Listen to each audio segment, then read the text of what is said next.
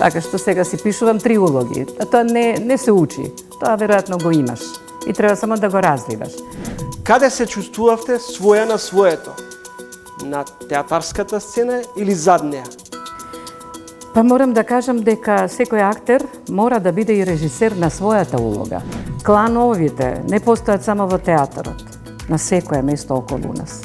Веќе сум песимист во однос на целото општество каде што живеам, бидејќи толку непознавања во однос на историјата, во однос на јазикот непознавање, и ја држам девизата и на Петре М. Андреевски и на Коневски, дека детството за секогаш останува во нас. Градба на нова пруга, мислам. И не може за така краток период без истражувачки работи да се влезе во инвестиција.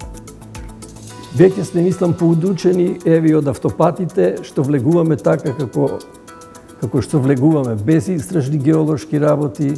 Процесот, потекот кој што го направи Таравари, му оневозможува во иднина да биде дел од, како се вика, од владината коалиција. Постои ли реална шанса по локалните избори да се изгласат уставните промени? Не, секогаш постои.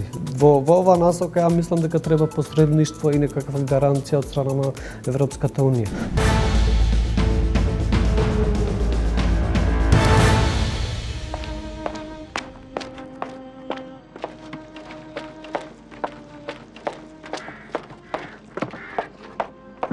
Добро утро, директорке.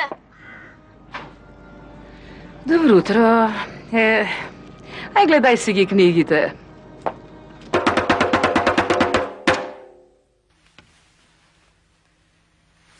Севишен Господе, и мене малку среќа да ме огрее. Та 3 ќерки убавици имам.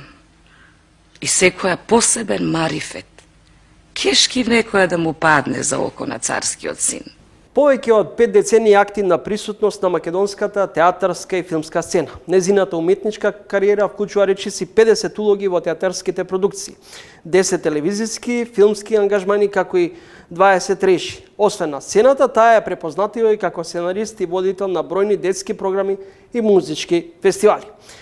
Дипломирала на Факултетот за драмски уметности во класата на Љубиша Ѓоргиевски и Владимир Милчин. Била прогласена за најдобар студент. На неколку наврати, поточно ги добила наградите за животно дело 13 ноември и на град Скопје, како и 11 октомври. Gypsy Magic, македонски народни приказни, Дајте музика, Погрешно време, Големи мали, Наше мало. Се само дел од филмовите во кои таа партиципирала. Во вечерашното издание на Трилинг соговорничка е Снежана Коневска Руси, овогодинишна лауреатка на филмскиот фестивал Војдан Чернодрински. Добре дојдовте во емисијата. Добре ве најдов театарскиот, македонски театарски фестивал Војдан Чернодрински. Благодарам што се навративте на темата театар, да бидеме соговорници на телевизиска емисија, театарот и телевизијата.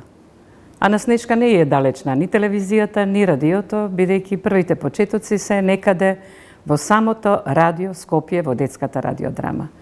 И ако нешто ми е блиско, тоа е микрофонот, студиото, камерата, играта пред партнер микрофон, играта пред партнер актер и, мислам, најубавите моменти од живот. Какви беа почетоците на филмската уметничка сцена? Дали чувствувавте слобода или своевиден притисок? Не е тоа притисок. Прво е пред се љубопитство, да видиш како е на филмот, но мислам дека мојата енергија повеќе е насочена на театарскиот живот, бидејќи таму, ако сум малечка, 1,5 метри што велам, не можат сите да ме видат, но затоа сите можат да ме чујат. Мојата радиофоничност постигнува таков ефект да можат да те чујат сите, да допреш до сите и да пренесеш својата емоција до сите нив и возвратно да добиеш исто така за продолжување на таа енергија. Ако театарот е јаве и сон, што значи постојано и упорно да се трага по скомрахот во себе? Види, денеска може би е лесно овој скомрах да се наврати на назад, да провери што направила, но тој далечниот скомрах не пишувал CV-ја, така што дел од нив прочитавте од тоа моје CV, И вие интересно како сите новинари ги броите улогите. Ние ги броиме годините. Така што Снежка одбележа 80 години на радиото на МРТВ, 80 години на Македонскиот народен театар и моите 8 децении во својот живот. Речи си половина век уметност и посветеност, вам не ви беше доволно веројатно образованието за актер, па продолжите да се доедуцирате, запловивте во режисерските води. Каде се чувствувавте своја на своето? На театарската сцена или зад неа? Па морам да кажам дека секој актер мора да биде и режисер на својата улога. Не толку да се меша во режијата, во концептот на режијата на режисерот, но во концептот на својата задача, на својата улога. И мислам дека таа моја способност да го проширам не само врз својата улога, ами и врз улогите на другите во представата допринесе до тоа да појдам во Софија да дипломирам и режија за кореодрама, пантомима, мюзикал. Така што, веројатно следниот период и досегашниот се бавам и со режија, и сега можам да си кажам Снежка автор, актер, режисер. Бидејќи и со пишување се бавам, правам драматизации, авторски текстови, сценарија, така што и последната награда во Битола на анонимниот конкурс, ја добивам третата награда за монодрамски текст. Така што сега си пишувам 3 улоги. А тоа не се учи. Тоа веројатно го имаш. И треба само да го развиваш. Се радувам што зад себе имам книги, бидејќи тие се моето главно мото, кое што го пренесувам на моите и соработници, и нови ученици, и моите внуци.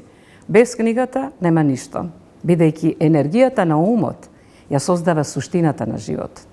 А животот е цела уметност. Да се живее, значи од себе да направиш уметничко дело. И јас сега можам само да бидам радосна дека сум направила на 3 дела од мојата уметност уметнички дела. Јас така си ги крстив. Господи Руси, низа генерации на млади израснаа со вас. Дајте музика како глас на омилените цртани филмови, на приредбите, на музичките фестивали. Дали детето во вас се уште живе? Па мислам дека Снежана девојчето многу често. Да, обично ја вика Снежка, грешка, смешка. Тоа ми беа првите назнаки во Дајте музика. Благодарна сум на авторот и на Милен Делковски, на екипата цела од телевизија. Едноставно, тие ми отворија едно друго поле да си играме. И ја држам девизата и на Петре Андреевски и на Коневски, дека детството за секогаш останува во нас. Дали секогаш чекавте да добиете роља или понекогаш можеби свесно се наметнувавте да бидете дел од некоја представа? Да. Не чекав никогаш, ако имав желба да заиграм во некоја друга представа, некоја друга улога, едноставно се понудував, без ниедна проба упаѓав во представи и едноставно доживував пофалби и на писмено и усмено, дека сум одговорила на задачата. Така што си се радувам на неколку своји такви задачи. Оти обично режисерите кои доаѓаат од надвор не можат да не познаваат сите актери во Македонскиот народен театар, ами напротив, ако сам не се понудиш, ништо од тоа. Ви се случило да не бидете на иста бранова должина, например, со некој од режисерите? Да, секогаш правам по свое. Ќе го разубедам дека така треба, јас како што кажувам. Едноставно и моите колеги ме знаат дека сум доста инаетлива, дека сум доста остра и написите за Снежка, дека е мал отров што се чува во мали шишенца, е навистина точна и едноставно тоа што сакам, тоа го правам. Бевте дел од вечна куќа на Плевнеши Пројковски, на отворањето на новиот театар тогаш. Пронајдов една ваша констатација дека во театарот постојат кланови. Дали и во оваа професија има суети, самобендисаност, ароганција? Сите овие епитети важат за сите луѓе, не само за уметниците во театарот или на филмот, било каде. Едноставно човек без суета и без другите два епитета што ги кажа, не постои. Значи не е тоа главното. Клановите не постојат само во театарот. на секое место околу нас. Без клан нема шанса. Секој ги дава своите, предпочита неговите да се околу него, а јас не само по тој повод, оваа изјава ја повторувам кој знае од колку одамна, дека директорот бира дали заменик или драматург, некој што е подолу од него, за да може да биде подобар. Височината на една кула се мери според сенката, а големината на еден човек според бројот на завидливците. Така што едно време бев и директор на драмата на Маната, а генерален директор беше Мирко Стефановски, и тој еден ден ми вели: Снежка, не знаев дека толку многу луѓе лошо зборуваат за тебе. Јас се изнасмеав нормално, следејќи ја оваа реченица на едни наши познати. То се цитати, не сум измислила јас ништо ново. Ама од што читам па нешто останува во главата. Така што знам дека сум имала многу, значи, такви луѓе. Едноставно знам и со нив да се, што велам, така да се истакнеме или да се надброиме и така натаму. Комплетен актер е да играш со целото тело, да говориш низ песна, да пееш со зборот, да твориш со душата и телото. Ова е ваша констатација. Мислам дека е таа општа за сите, оној што сака не само да говори, говорот мора да премине во песна, песната во танц, тоа е мојата девиза и едноставно така ги правам и представите. И за деца, и за возрастни, и соработка со многу училишта кои што одбележуваат 70-80 години во Скопје, па последното со Црвен крст 80 години перформанс во Маната. Така што секогаш правам, значи, тој принцип. Стихот, зборот е збор, но тој мора да се преточи во песна, песната во танц, во игра. А актерот треба да е способен да го користи својот ум, своето срце и своите бубрези. А вистината е во нозете. Тука се открива дали си аматер или професионалец. Господи Руси, еден од членовите на меѓународното жири на Војдан Чернодорински констатираше дека театарот е во криза. Како вие гледате на ова? Снежка го демантираше во неколку изјави, веднаш, после тој разговор, на тркалезната маса, затоа што реков дека овој пат не е прочитано главното мото на фестивалот: смеј се и осмели се. Ана, уметничкиот директор на фестивалот, значи направи таков склоп на представи, одредени представи за смеење, да кажам, и одредени представи за осмелување. Едноставно, театарот е таква волшебна уметност која треба да се осмелува. Значи, да биде храбра, да се, како да велам, полемизира, да предпочитува, едноставно да дискутира за сите проблеми, да ги става сите прашања на увид, а потоа да дава и можни одговори.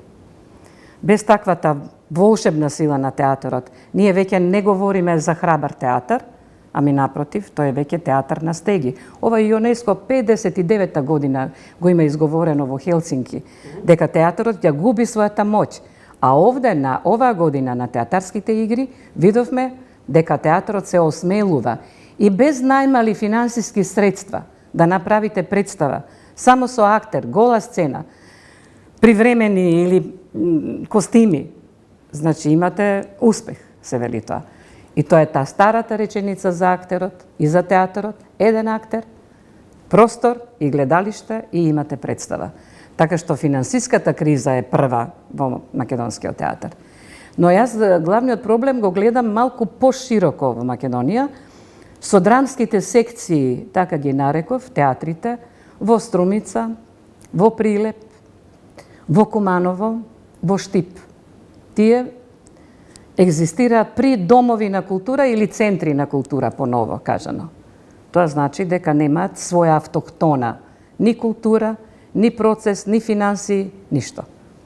Тоа е паднато, во таа насока е паднато, а финансиски е паднато. Имаше представи кои што беа комплетни, и сценографски, и костимографски, и режиски, и текстуално, се комплетен театарски чин. Оти театарот е моќна уметност. Такво лудило на фантазијата во Црно семе, да речеме, од Битолскиот театар, или Ричард Рети на албанскиот, па Рацин на Велешкиот, навистина комплетни театарски чинови. И да ја кажете таа реченица, тоа е нешто спротивно. Значи, не сте прочитале која е девизата на фестивалот. Господи Руси, сведоци сме, јавноста е сведок за се почесто бунтовноста на актерите во јавноста. Од каде произлегува тоа незадоволство, тој револт? Па зависи тоа, општо го кажуваш сега, конкретно, зашто револт? Дали е се до парите? Дали е до финансиите? Па еве покажа представите дека и без финансии може да се направи проект. Значи сега одиме на таа линија да ги профилираме македонските автори, така што неколку драмски автори веќе се на отворена сцена и поставени во драмскиот театар, во штипскиот театар, така што тоа мене ме радува дека имаме нови дела, не мора да се навраќате секогаш на старите. Но да речеме Ричард III на албанската драма покажа дека и најстарото дело може да биде прочитано во денешни услови. Сегите тренинг гостинка во емисијата Снежана Коневска Руси, речиси 5 децении актерка, овогодишна добитничка на наградата Животно дело на фестивалот Војдан Чернодрински. Господа Руси, како гледате на ретроградните движења, на граѓанската свест, на културолошките и социолошки движења во земјата? И тука ќе се навратам и ќе кажам и тука кланови. Тоа е најкраткиот збор, за да не раскажувам премногу. Може би сум уморна од раскажување, но и тие здруженија, и тие невладини, независни организации, се е тоа склопено во одредени рамки и се знае кој добива, кој не добива грант, бидејќи јас сум еден од ретките кој што е член како уметнички раководител во Здруженијето Свет на различни, а еднакви, и веќе 8 години подготвував меѓународен драмски фестивал за лица со посебни потреби, игри без маска, театар без дискриминација. Тоа се одвиваше во Македонскиот народен театар. И морав да аплицирам на одредени грантови.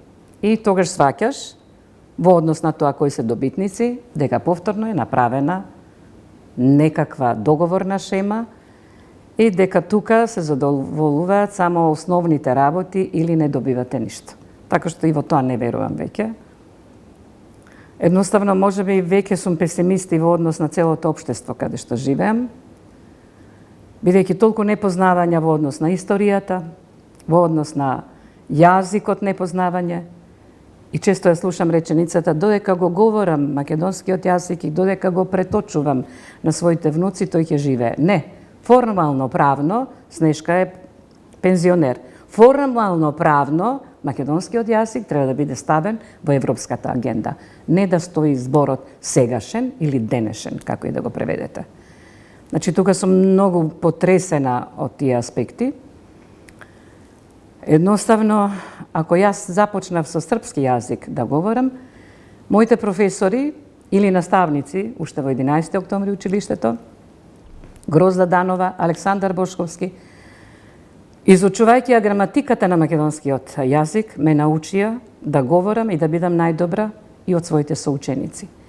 Потоа продолжи во гимназијата Славка Манева, поетеса, за која сега подготвувам драматизација на нејзина книга, Звездени перничиња, до моите професори на Факултетот за драмски уметности, Коневски, Благоја Корубин, Илија Милчин, прекрасни професори кои што ми дадоа задача да го чувам, да го афирмирам македонскиот литературен стандарден јазик.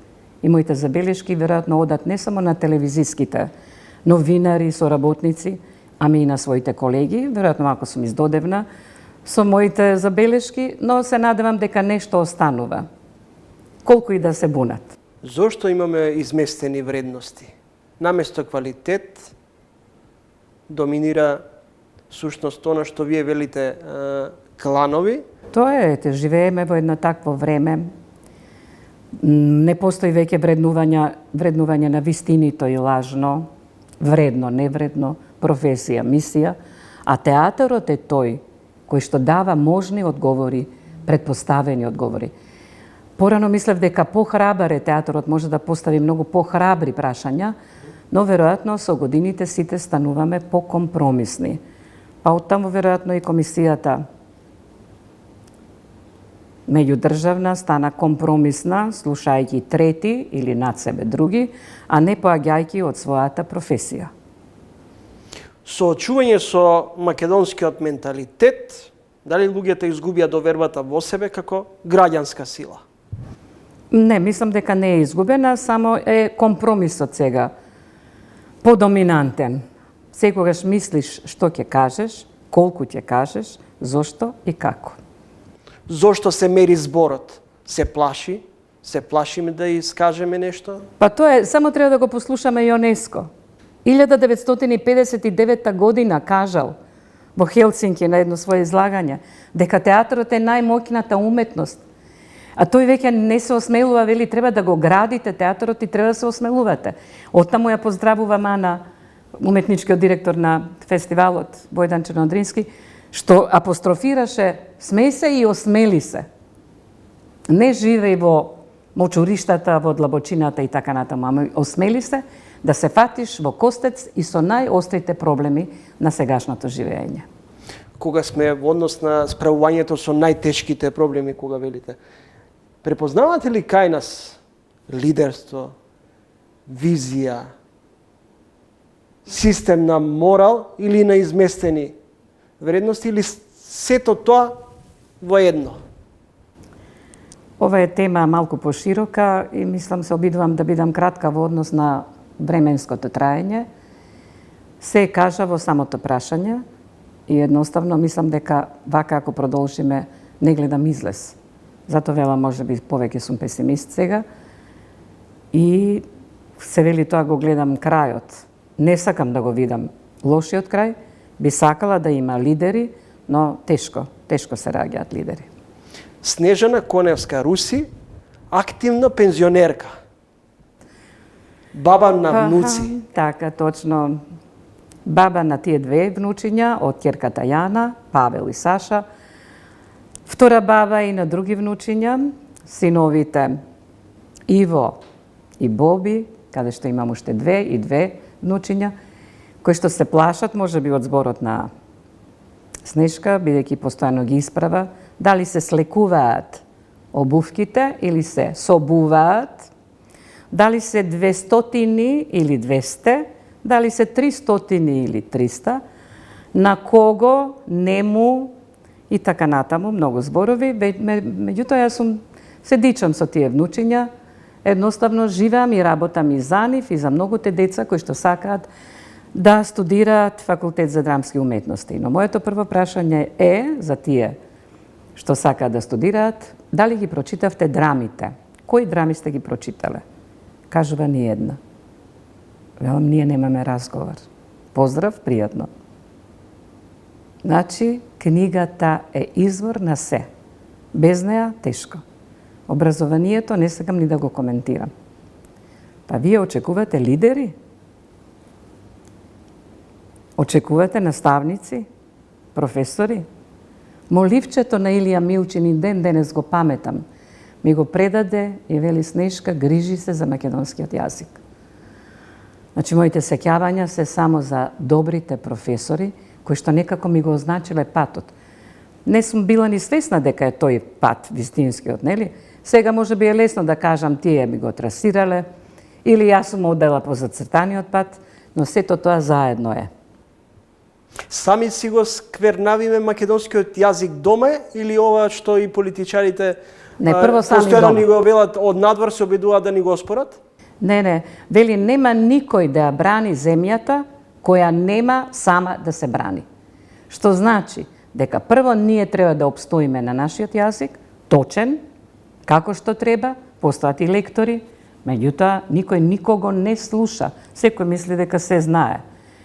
Така што другото од надвор е плюс дополнително, но прво мораме ние да си го зачуваме јазикот. Правно, формално, правно. Во секоја институција мора да го имате тоа. Благодарам за гостувањето во Трилинг. Благодарна, Снешка.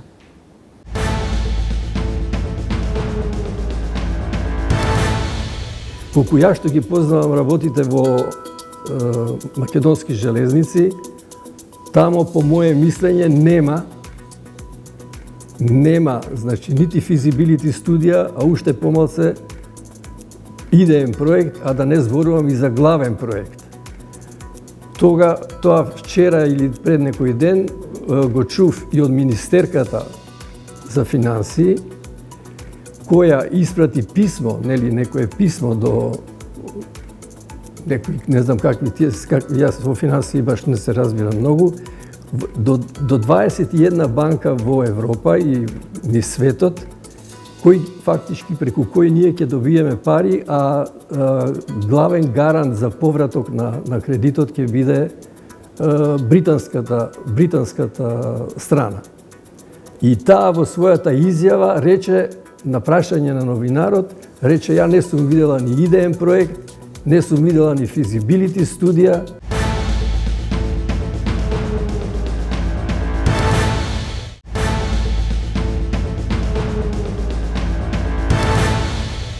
Нова пруга кон Солун со 2 колосоци за патнички и товарен сообраќај. Со гаранција од Велика Британија, владата бара околу 2 милиарди евра на финансискиот пазар кај 20 од најмокните банки. Овој мега проект е проследен со многу недоумици, контроверзии и неизвестности. Дел од експертите предупредува дека за ваква инфраструктура нема проектен план, нема анализа на потребите, документација за трасата. Не требаат ли 2 паралелни колосоци? Исплатливоста, колку скапи ќе бидат кредитните аранжмани, што е со судбината на Вардарска долина, каде да минува пругата низ Демир-Каписката клисура. Веќе има јавни повици за внимателност. Веќе ги имаме искуствата од Охридскиот автопат и неговата децениска изградба. Пензионираниот хидроинженер Јордан Ставров гостин во ова издание на емисијата Тренинг. Добре дојдете во емисијата, господин Ставров. Благодарам што ме поканивте. Господин Ставров, пругата е геостратешки проект, но во напис за Нова Македонија барате да се измести од постојната траса под течението на Вардар после Велес. Врз основа на што го темелите овој ваш аргумент? Па, вие добро рековте, јас сум пензиониран хидроинженер. 15 години, повеќе од 15 години проминав во секторот за развој инвестиции во електростопанство. И во тој период можеше да се почувствува, мислам и се знаеше многу добро, дека ние во електростопанство сме попречени да градиме хидротехнички објекти во клисурата на река Вардар, поготово Велес, кој е еден капитален објект, и Градец, кој исто така еден капитален објект, а покасно се направи и проектот Вардарска долина со каскадни хидроелектрани. Тоа се еколошки мали хидроелектрани со мали висини, меѓутоа и нивните нивоа на некој начин ја потопуваа постоечката пруга. Така да за мене тоа беше, мислам, веста дека ќе се гради пруга, беше од една страна многу пријатно да се слушне, затоа што знаев дека еднаш дефинитивно после 80 години тиха војна меѓу електростопанство и ЖТО, или МЖ сега како се вика, ќе се измести пругата и ќе може да се почне со реализација на хидротехничките објекти по долината на река Вардар. Што се однесува за долината на река Вардар и е работена физибилити студија за истиот проект. И вие добро знаете дека тој проект го работеа французите со 80% нивно финансирање и 20% македонска инвестиција. Мислам за техничката документација. И уште тогаш во проектната задача ние имавме јасно нагласено, меѓу другото, освен за енергетските објекти, беше третирана и пругата. И французите многу јасно и гласно рекова дека цената на пругата и мислам трасата на пругата може да биде и во да се подигне нормално, значи да се гради во истиот коридор. Беше една дилема, мислам, дали да биде во истиот коридор или да се изнести на исток, разбирате. И ние по нивна идеја и по нивно истражување, пошто цената е иста, А градежните работи се далеку поедноставни да се отиде на север, односно да се отиде Гевгелија, Валандово, Штип, Свети Никола и Куманово до Табановце, отколку да остане во самиот коридор на река Вардар. Зошто сугерирате траса Гевгелија, Штип, Свети Николе, Куманово? Па, тоа беше некоја замислена траса уште во времето на бивша Југославија, а овој проект беше наречен Балкан Акса. И тој Балкан Акса во Македонија проаѓаше по оваа траса која јас сега ви ја кажувам, разбирате. Тука во тој коридор, значи од Гевгелија, Валандово, теренот е равен, може ќе се јави некој тунел, некој усек, меѓутоа е далеку поедноставен во однос на трасата во реката Вардар и ќе има можност во перспектива таа пруга, ако се изгради, а треба да се изгради бар еден колосек, вториот колосек да остане на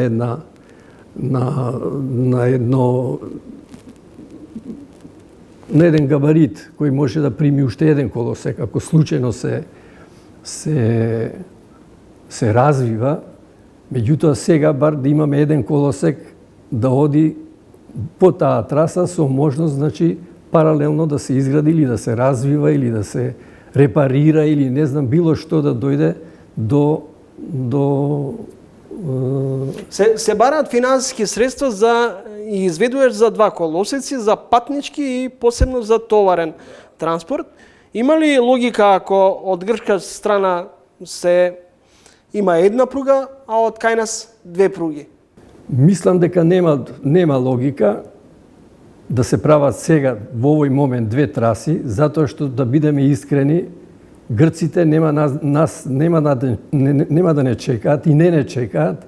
Тие веќе си нашле нови патишта, односно не заобиколиле практично на некој начин и веќе имаат 3 влеза во Бугарија со своите возови и со својот транспорт, така да баш ништо не им значи што оваа пруга толку долг период не функционира. Низ тесната Демиркапеска клисура, автопат пруга и хидроелектрани по сливот на Вардар, постои ли единствен концепт откако не успеа француската идеја за Вардарска долина во која и вие бевте директно вклучен? Па видите, јас мислам дека таа идеја тогаш мора да профункционира. Ние како земја која низ која поминува Вардар и Вардарската долина, мораме на некој начин да имаме контрола на водата, а тоа значи дека 3,5 до 4,5 милиарди кубика годишно вода нема да можат туку така да протекуваат слободно во Грција и на 30 на километра или 40 километра да се вливаат во Јонското море, во Средоземното море. Значи, мора да постои стопан на таа вода, мора ние да успориме таа вода, затоа што еден кубик од камениот мост во Скопје до грчката граница патува само 60 часа.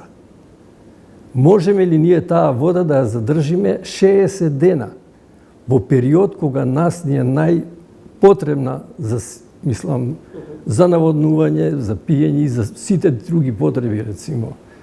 За реакциите околу финансирањето на целиот проект околу пругата, професорот Дејан Трајковски предупредува дека се истрчуваме на финансискиот пазар без инвестициски проект, анализа на потребите, прометот, приходите, заштитата на човековата околина и водите.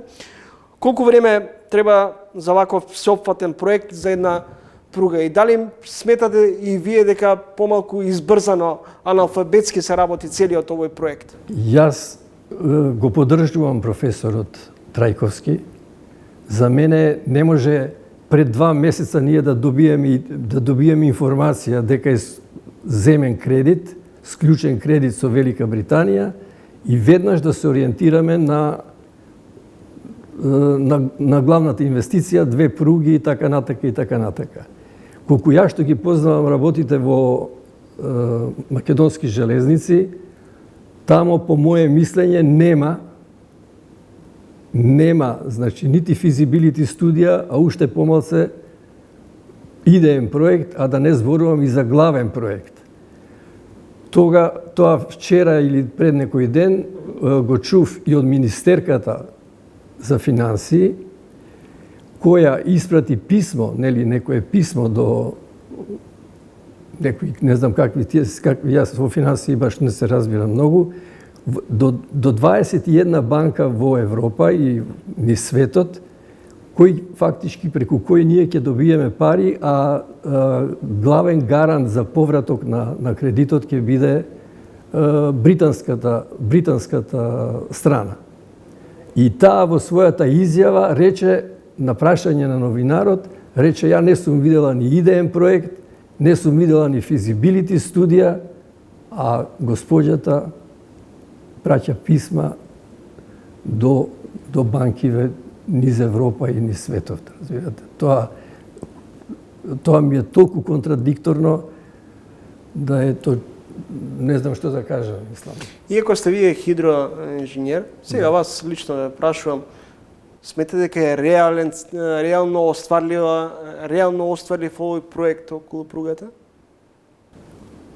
Па видите сега дека е остварлив, мислам. Ако одиме по новата траса, мислам е најреално остварлив. Мислам, тука е равен терен, можда ќе се јави некој тунел, некој усек, меѓутоа јас како градежен инженер, мислам мислам дека нема проблем да се пробие тука пруга, мислам едноколосечна пруга, мислам со еден резервен простор за перспектива нејзин развој за двоколосечна или не знам брза пруга или не знам каква пруга.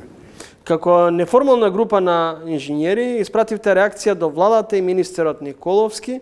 Имате ли реакција како ќе се користат стручните потенцијали од Македонија?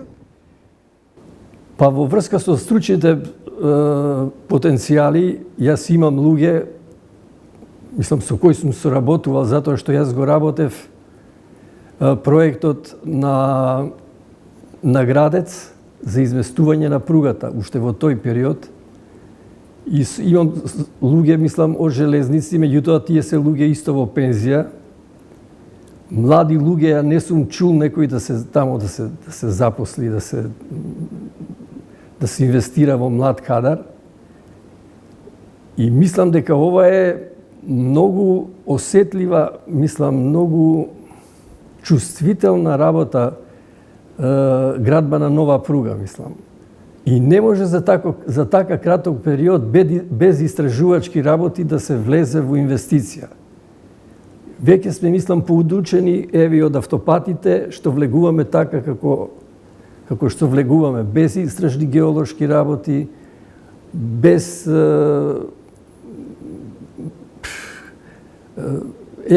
физибилити студијата за проектот Вардарска долина, ние 6 години сме работеле. Тоа е макотрпна работа кај што веќе имаш добиваш една комплетна слика за целиот проект. И не е проблем после да влезеш во идеен проект, кај што ќе ги добиеш цените на чинење и така натака, и во главен проект за детална друга разработка на трасата и мислам за хидроцентралите. Господин Ставров, во една од вашите колумни се сомневате околу капацитетноста во реализацијата на овој проект со пругата. Дури во колумна пишувате дека можеби треба да се консултира и Советот за безбедност кај претседателката Сијановска. Видите, точно е тоа. Јас тука го наведувам и градежниот факултет, го наведувам и Министерството за енергетика и на крајот го наведувам и тој Совет за безбедност.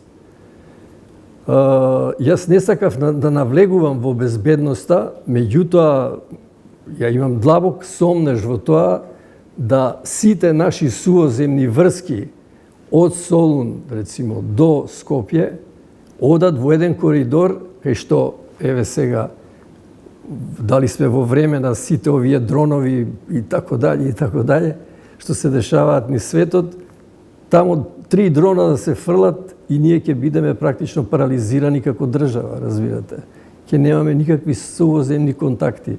Така да, многу е лошо да во една уска долина се најдат 3 вакви важни, ако за мене тоа е аорта, крвотокот на Македонија, Вардар, да сите хидротехнички објект, пруга и автопат, све е тоа во еден тесен коридор, кога имаме сосема реална можност да се изместиме на источната страна на Македонија. Благодарам за гостувањето во емисијата. Благодарам и на вас.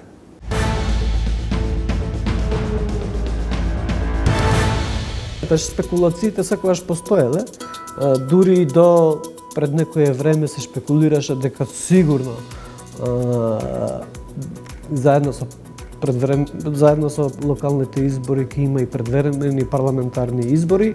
Јас ја разбирам критиката која што и треба да биде од страна на опозицијата. Ние живееме сега во ниво во кое што свесноста на граѓаните е многу на повисок ниво споредно со пред 10 години или пред 5 години. Тоа во практика значи поголема одговорност за било кој функционер.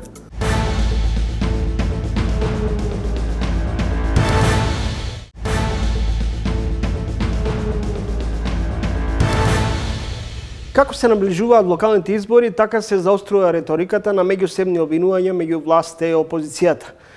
Обиди за политичка елиминација со меѓусебни обвинувања преовладуваат во овој изминат период. Во меѓувреме, Брисел очекува да се македонската страна да изнеде чекор и да направи исчекор во делот на конечно надминување на проблемот со Бугарија. Всушност, да се внесат бугарите во македонскиот устав. Во пресред на престојните локални избори, политичката сцена дома, гостин во ово издание на Тренинг Башким Бакију од Алијансата на албанците, поточно од крилото кое преостана или остана како дел од владината коалиција. Добре дојдовте во емисијата. Добро, најдов. Благодарам на поканата. Господин Бакију, останавте со вице-премиерот за добро владење во владата на Христијан Мицковски. Каде се скрши костенот помеѓу Алијанса на албанците, кое остана во Нелинденска број 2, и крилото кое се замина со Арбен Таравари? За жал, функционирањето на Влен од претходно од Таравари се закочуваше. Навистина не сум бил уште од почетокот во тие договори и разговори кои што лидерите на Влен ги испреведувале, но сега бев запознаен и сега сум запознаен со информации дека и покрај тоа што функционирањето начелно како коалиција, односно како тело Влен, било договорено да продолжи со цел да се функционира како едно тело, барањата биле нелогични од страна на претходниот претседател господинот Таравари и така почнало препукувањето во смисла на конфронтација, која што за жал на крајот се донесе со некоја одлука на еден дел од владата да замине во опозиција, која што нашите прогнози се дека ќе се префрли во едно приближување со ДУИ, кое што не кореспондира со идејата на најголем дел од, да речем конкретно и поддржувачите на Алијанса за албанците, кои што реално тие се најцврстото тело дури во рамките на Влен, кои што постојано во последните 20 години се против ДУИ, против власта со цел да се доведе до една промена, која што сега реално таа промена, односно дуи да премине во опозиција. Нормално, никој не може да каже дека сме најдобри, дека сме многу добри, меѓутоа ситуацијата која што е затекната бара голем напор, големо вложување, големи капацитети со цел нешто да се промени и тоа да се осеќа кај граѓаните без разлика на етничката заедница, но конкретно и кај граѓаните албанци, односно поддржувачите на ВЛЕМ. Господин Бакију, изминуваат речиси една година од практицирање на власта предводена од ВМРО ДПМН. Со кои успеси може да се пофалите како владина коалиција во изминативе 12 речиси месеци? Јас ќе ве навратам како коалиција, говорам вреди, блок. Ветувавте дека во првите 6 месеци ќе барате изгласување на уставните промени и внесување на бугарите во уставот. Битка против корупцијата и расчистување со дуизацијата на институциите. Што од ова во изминатиот период се спроведе? Со многу се работите за кои што ние може да се гордееме како дел од владината коалиција. Пред се прв пат, иако сега препукувањето кои што се случија во последните 3 месеци, веројатно базата не ја имат уште од сега. Значи, уште можам слободно да кажам дека уште пред 6 месеци. За жал, во јавноста поише се прелеваше информација, препукување помеѓу крилото на Таравари, во ВЛЕМ, нефункционирањето, па до доследно време и самиот Таравари рече дека премиерот Христијан Мицковски е еден од најдобрите премиери за албанците, па за да се промени за многу кратко време. Ете една од работите кои што за жал токму овие проблематики ги зафатија просторот на медиумите и јавност, а не, да речеме, поддршката што се даде кон општините во целост, а тука може да се бројат и општините со доминантно албанско население, каде што дури одредени општини се раководат од градоначалници на ДУИ. Мислам дека рекордна е поддршката што се распределило во овие општини визави било која анализа во изминатите две декади. Понатаму поддршката што им се дава на различни таргет групи. Пред да влезете во владата, велевте дека во првите 6 месеци очекувате изгласување на уставните промени, во спротивно ќе напуштите владата. Не, значи во овие барањата, односно како да се интерпретира процесот на внесување на конкретно бугарите во уставот, не е процес кој што сега веднаш и треба да се направи. Во овој период, во последните 2 години се случија или пак се случуваат промени во рамките на државите има избори, се случува процес на избори во рамките на државите во процес на Европската унија. Напорот се прави. Ако го анализирате целокупниот процес, нивниот фокус повеќе воспоставување на функционална држава отколку овие технички проблеми. Ова секако дека трае како процес и Алијанса, мислам ВЛЕМ како дел од Алијанса прави своји напори, прави своји анализи, дава препораки со цел, мислам, да се работи кон ова проблематика, но тоа не значи дека ние треба да запоставиме функционирањето на државата, односно исполнување на целокупните критериуми односно копенхашките критериуми. Господин Бакију, меѓутоа како вие како дел од владината коалиција ги доживувате, ги толкувате пораките од меѓународните партнери кои што велат сега е вистинскиот момент, зграбчете го и решете го проблемот со Бугарија? Апсолутно, тоа не значи дека ние не воспоставуваме некоја комуникација внатре и во вреди и внатре во владината коалиција. Тоа е процес во кој што треба да се почитуваат сите страни, вклучувајќи тука и сите партнери во рамките на коалиција. Се прават анализи, се прават напори, се анализираат документи, се воспоставува комуникација со цел да се најде некое решение во кое што компромисот во практика и во дефиниција значи сите страни да бидат задоволни. И верувам дека владата во целина и вреди прави максимални напори со цел истото да се достигне. За само неколку месеци вработени се 2500 албанци, а околу 800 се унапредени е изјава на вашиот вице-премиер за добро владење Арбен Фетај.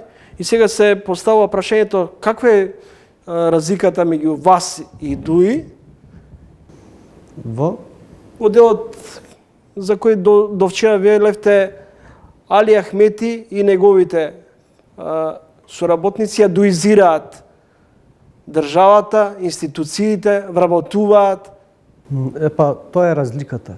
Значи, да дуизираш и да оставаш простор на како да речам, на слободно конкурирање на сите граѓани и почитување на законите со цел да се постигне рамноправната застапеност е голема. Каде се вработени овие 2500 луѓе во изминативе неколку месеци? Не се вработени, тоа е као план. Предпоставам погрешно сте ја разбрали и информацијата на самиот вице-премиер Арбен Фетај.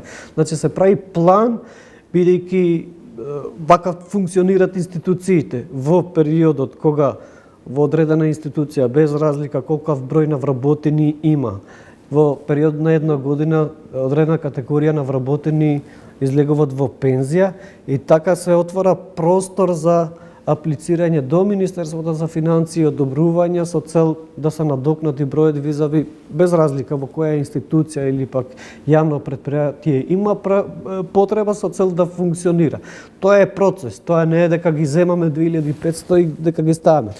Како го објаснувате фактор што Али Ахмети и Изет Меджити од најблиски соработници стана главни политички ривали и дали Арбен Таравари може да биде новиот лидер меѓу ова албанска опозиција, ако му е албански блок?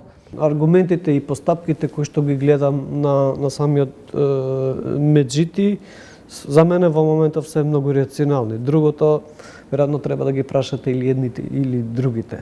Во однос на враќањето на Дуи преку Арбен Таравари, мислам дека тоа е како да речем, интерпретација која што ја прават тие кои што не се во власта, меѓутоа во иднина сакат да се вратат. Мислам дека во процесот, потекот кој што го направи Таравари, му оневозможува во иднина да биде дел од, како се вика, од владината коалиција. Секоја прогноза денеска е дека нема да се има промени во рамките на македонскиот, условно кажано, блок. Одлуката да замине од владата и во еден момент кога најверојатно треба поголем напор, вложување, ангажман, енергија, мислам дека не му остава простор во иднина он да се врати. Од друга страна, ако сакате да кажете дека он би бил во некој раководство или пак менаџирање на Дуи, тоа од друга страна пак е уште поеќе невозможна мисија.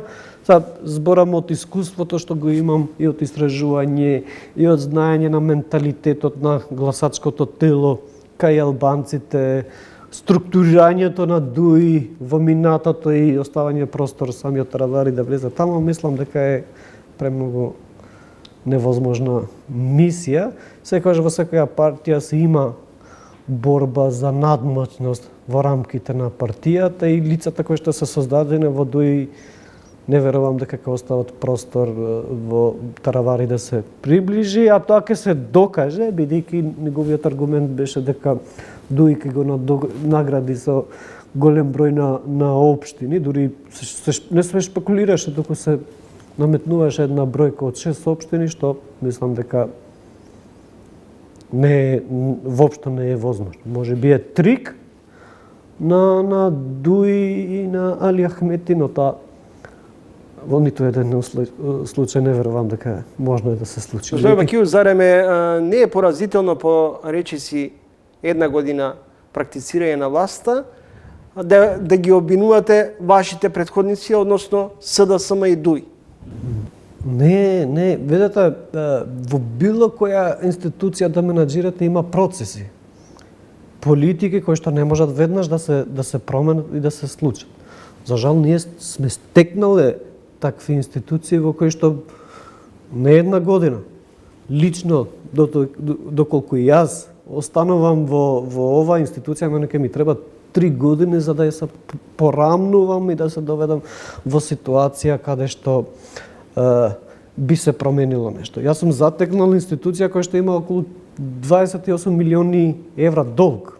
Дали меѓу ВМРО ДПМН и вреди има договор за престојните локални избори околу меѓусебната поддршка околу општините? Ама логично е тоа, бидејќи ние тераме една програма која што е на владата. Вленси има своја програма, односно ќе планира своја програма за локалните избори.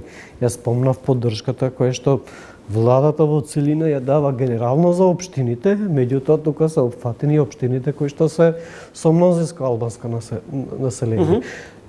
Се разликуваат локалните избори од парламентарните избори. Рационално, логично е да има взаемна поддршка во општините во кое што влијае гласачкото тело на едната или на другата етничка заедница. Меѓутоа, фокусот, односно разликата на локалните и парламентарните избори, што фокусот е кај градоначалникот. И доколку тоа не прави малце повнимателни и на нас во смисла да бидат стручни пред се, бидејќи колку и да влијае партијата, пошто не можеме ние да интерпретираме дека било која политичка партија ги има во джеп гласачите, па ке рече дај поддржате го него или поддржате ја таа политичка партија. Мора тоа да биде покрепено со некој аргумент на добар кандидат, докажен кандидат, стручен, посветен претходно во работата која што работел со цел да се остава некоја атрактивност или пак верување кај гласачите со цел да го поддржават. Постои ли реална шанса по локалните избори да се изгласат уставните промени? Не, секогаш постои. Ви реков, пак ќе се вратам дека за компромис нормално повеќе требат минимум 2 страни. Во оваа насока ја мислам дека треба посредништво и некаква гаранција од страна на Европската унија. Затоа пак ќе повторам дека кога збориме за компромис, поентата, дефиницијата или пак епилогот мора двете страни да бидат задоволни. И тука не треба да се отстрани ниту една страна, вклучувајќи ја и нашата страна. Тука во рамките на владината коалиција нормално дека се дискутира и ова прашање со цел да се види кои се опциите, кои се можностите на компромис и како ниту едната страна да не биде оштетена. Може ли да се случи по локалните да следуваат и предвремени парламентарни избори? Не верувам. Видете, спекулациите секогаш постоеле. Дури и до пред некое време се шпекулираше дека сигурно заедно со локалните избори ќе има и предвремени парламентарни избори. Јас ја разбирам критиката која што и треба да биде од страна на опозицијата. Ние живееме сега во ниво во кое што свесноста на граѓаните е многу на повисоко ниво споредено со пред 10 години или пред 5 години. Тоа во практика значи поголема одговорност за било кој функционер, од премиер, министри, директори и останати кои што раководат со институциите. И благодарам за гостувањето. Благодарам на поканата.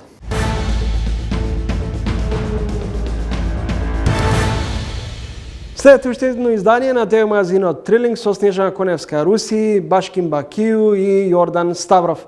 Довидување до идниот петок, кога ќе имате можност да гледате ново издание на ТВ магазинот Трилинг, а во кое ќе се осврнеме на заклучоците од НАТО самитот, а и ќе имате можност да добиете информации дали Македонија лежи на злато, колку земјата има рудни богатства. Довидување до идниот петок.